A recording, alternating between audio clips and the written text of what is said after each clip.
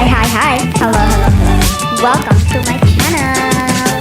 This is your Minds Fang Vids. Before mag-start ang video, mag-like, subscribe, and hit the notification bell for more updates.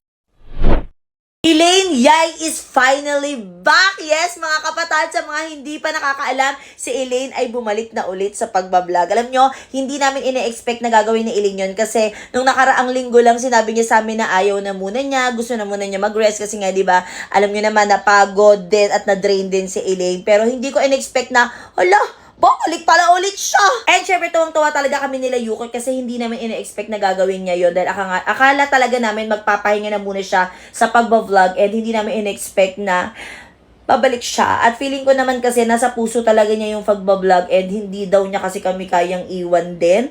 Alam niyo yun, syempre sabi niya sa amin, medyo na-touch din ako doon. Sinabi niya na, syempre ate, tayo yung nag-umpisa nito. Dapat hindi din tayo mag-iwanan. Sobrang nakaka-touch. So, yun ang mga kapatid. Kung hindi nyo pa napapanood, meron akong bagong upload sa YT channel ko. Panoorin nyo na yan.